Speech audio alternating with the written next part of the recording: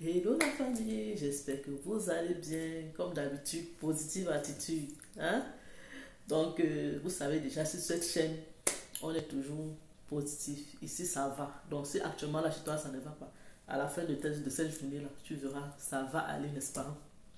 Aujourd'hui, je vous reviens pour une petite story time. Comme vous avez pu le voir dans le titre, j'ai risqué un accident, pas possible. Mais mon fils là, les enfants, quand on est souvent en train de dire tais-toi, il m'a sauvé d'une situation pas possible. Reste seulement connecté jusqu'à la fin. Donc, pour ceux qui ne me connaissent, Blandine est mon nom. Je suis passionné de parentalité et sur cette chaîne, je vous raconte mes déboires de parents. Je vous parle également de toutes les thématiques en rapport avec la parentalité, l'éducation, la santé, le bien-être. Donc, si ça t'intéresse, tu t'abonnes et tu actives la cloche de notification parce que toutes les semaines, je publie une nouvelle vidéo.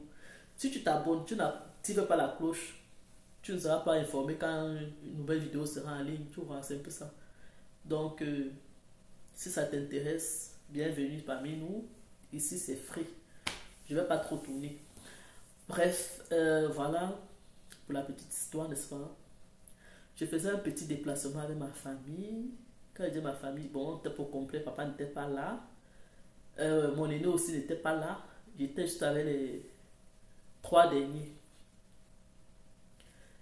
Et il faut noter que le week-end, parce qu'on s'est déplacé un mardi, mais le week-end, bon, le week-end avant le mardi, on a reçu la visite. Généralement, dans ma voiture, il y a un système automatique. C'est le père qui connaît faire ça. Il y a un truc là qui fait, je ne sais pas comment il fait. Et puis ça bloque les portières. Donc, genre, que si tu ouvres la portière à l'enfant, tu dois seulement descendre et continuer ouvrir la portière. Bon, comme on a reçu la visite et puis ils ont fait des déplacements pour visiter la ville et tout, il a annulé le système là pour que, étant donné qu'on est avec les adultes, ils vont pas attendre chaque fois qu'on descend les venir les contourner, les ouvrir. Donc il a retiré ça à l'instant, mais il a oublié de réactiver ça à la fin. Donc le dimanche soir, il n'a pas réactivé et puis bon, c'est resté comme ça. N'est-ce pas, m'a dit jamais déplaçant, je porte la voiture. J'attache les enfants normalement comme il faut. Je mets ma deuxième, ma première fille devant. Quand elle dit deuxième, elle dit deuxième de tout du paquet que j'avais, parce que j'avais un paquet de 3. Quand elle dit papa, on m'a dit que c'est les objets, c'est moi. Mes enfants les appellent avec tous les noms. Donc j'avais un paquet de 3, les 3 derniers. Et celle du milieu, parmi les 3 derniers, je l'ai mise devant. Donc ma fille, je l'ai mise devant. Les 2 autres, le garçon et la dernière, je les ai laissés derrière. L'aîné n'était pas avec nous, comme je l'ai dit plus tôt. Bon, voilà, on est en train de rouler, on est à l'autoroute. Vous voyez l'autoroute, 3 voies là. Moi, j'étais sur la voie du milieu. Voilà ma fille, la plus petite, qui commence à dire maman, je vais descendre. Je dis que tu veux descendre. Il faut signaler qu'on venait de faire une pause. Donc, elle ne peut pas me dire qu'elle voulait faire pipi ou bien elle voulait manger ou quoi que ce soit. D'abord, que quand je voyage, généralement, je mets devant leur siège, il y a une petite tablette là que je mets avec les objets que c'est que s'ils ont besoin, ils vont prendre sans me fatiguer. Elle commence, maman, je veux descendre. Elle aime bien ça. Quand elle aime plus qu'elle est fatiguée, elle croit que on peut s'arrêter comme ça et puis on descend quoi. Maman, je vais descendre. Je dis que la patiente un peu ma chérie, bientôt.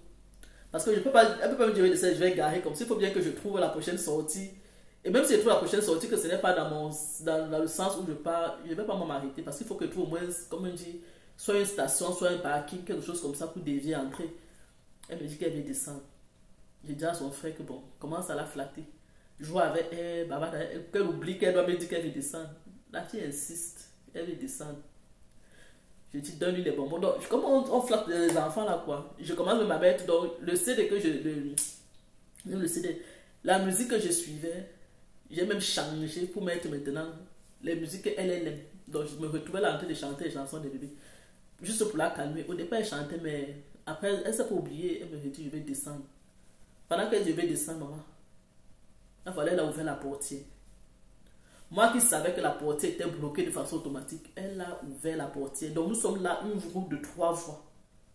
Et elle-même, elle est au bout, hein, parce que comme je dis, l'autre était devant, j'ai mis un ici au bout, l'autre, elle s'assoit généralement côté passager, parce que je n'aime pas la faire monter côté chauffeur. Donc elle était assise là, elle a ouvert la portière, pam. Voilà mon fils qui dit, maman, prenons sa soeur qu'elle a ouvert la portière. Je me retrouve l'écho, je trouve la portière, donc elle est en train de... Elle est carrément, comment dire, balancée comme ça sur l'autoroute. Et elle, heureusement qu'elle était attachée, elle était en train de vouloir envoyer sa main pour arrêter la portière. Imaginez-vous que... Donc elle a peut-être le réflexe là qu'elle ouvre vite sa ceinture pour chercher à arrêter la porte. J'allais devenir bête. Je voyais comment mon enfant y a fini. C'est là où je dis à son frère, détache-toi. Donc je lui demande de se détacher et d'arrêter la porte. Comment dire, je peux dire ça. Donc il est ici, moi je suis là. Lui il est directement derrière moi, elle est de ce côté. Et elle a ouvert sa porte qui est en train de pendre. Vous voyez, avec l'air de l'autoroute. Donc tu es obligé de freiner pour calmer un peu l'air. Et elle veut en même temps se pencher pour arrêter la porte pour fermer. C'est là où je dis à son frère, ouvre ta part de ceinture, puisque je ne pourrais pas m'arrêter. Ouvre ta ceinture, et maintenant toi, comme ton bras est un peu plus long, tu te penches et tu arrêtes, ne te rapproche pas de la porte, et tu arrêtes la porte. C'est comme ça que l'enfant, il se penche, il arrête. Donc, pendant que je roulais, lui, il était même plus attaché. Vous voyez un peu les risques, quoi. Comment dire, le Seigneur est merveilleux. Donc lui-même, il n'est plus attaché, donc il n'est même plus en sécurité. Puisqu'un petit mouvement, là, lui-même va être éjecté de la voiture. Il a arrêté d'arrêter la porte la portière de sa soeur. Et elle-même, pendant qu'on a arrêté d'arrêter, elle aussi, elle est en train de se pencher pour arrêter, quoi. C'est comme ça que voilà les gens qui commencent à klaxonner. Et moi, quand je roule, dès que tu klaxonnes, non, je ne peux même plus réfléchir. Ma tête devient seulement... Il est en train il arrête. Et maintenant qu'il arrête, j'étais sur la voie du milieu. Bon, c'est 3 voies dans un sens. Sur la voie du milieu, je pars maintenant sur la voie de truc pour chercher l'arrêt d'urgence et m'arrêter là dès que possible, quoi. C'est là mon fils, comme on dit souvent, que nous-mêmes on étouffe les enfants. Parfois, l'enfant va te dire quelque chose, tu ne veux même pas écouter ce qu'il veut dire. Mon fils, il réussit à fermer. Puisque j'ai dit tape fort, il a tapé jusqu'à fermer. Mais quand il a fermé, j'ai dit ne laisse pas. Parce que quand il ferme, s'il laisse, la petite là, elle est trop vilaine, quoi. Elle va toujours chercher à ouvrir encore. Donc pour elle, ça sera comme un jeu. Elle ne réalise pas le danger qui est en train de se passer. Mais lui et moi, même celle qui était assise devant, elle paniquait alors qu'elle est devant, elle est en sécurité. Mais le fait qu'elle soit devant, pour elle, ça ne suffisait pas. Elle criait, donc elle criait, et c'est tout ça qui m'a affolé, parce que je n'avais plus le contrôle de rien. Tout ce que je savais, c'est que je dois maintenir le volant et continuer à partir. Mais vous voyez, en même temps, ta tête est dans le rétroviseur, que si tes yeux sont dans le rétroviseur, ton cou est comme ça, donc vous voyez tous les risques. Et à l'autoroute, on la 130, ça va vite. Donc je lui ai dit, il a fermé la portière et il arrête. Et comme je suis stressé, il veut me dire comment je peux faire pour bloquer la portière. Je suis en train de l'étouffer. Et maman, regarde, je dis, tais-toi, laisse-moi conduire, ne me parle pas, laisse-moi, on va regarder, arrête seulement, comme j'ai dit. Oh, lui, il a arrêté jusqu'à ce qu'il est fatigué, parce que je n'arrivais pas à trouver l'endroit pour me garer. Donc, il a arrêté jusqu'à il est épuisé. Or, quand il me disait, ce qu'il voulait me dire, c'était quoi? Il voulait me montrer le boulon là où je peux bloquer toutes les portières étant à l'intérieur pour qu'elles n'ouvrent plus. Je sais que lui, il a appris ça comment. Les choses que papa conduit, l'enfant à côté là ou bien quoi là, ça les apprend. Hein. Parfois, on se dit qu'ils ne voient pas, mais les enfants, ils voient tellement de choses. Donc il veut me dire ça, je vais lui dire, reste tranquille. Oh, tais-toi, calme-toi, ne me parle plus, arrête là. Chante pour elle. Donne-lui ceci. Donc lui-même, il était calé comme ça. Il était bien fatigué. Et j'ai bien eu la peur de ma vie. Quand il dit là, non. Imaginez-vous, pendant qu'on roule comme ça là, en voulant arrêter comme elle voulait arrêter là, sa ceinture lâche peut-être. Heureusement qu'elle s'assoit encore dans les sièges 3 points dans le genre. Avant de mettre la ceinture comme ça, tu l'attaches d'abord dans le siège. Donc il y a d'abord ce qui vient comme ça et comme ça. Avant de mettre ce qui vient maintenant comme ça, qui vient avec la voiture. Imaginez-vous un seul instant, il avait juste ce qui vient dans ce sens-ci. C'était la catastrophe.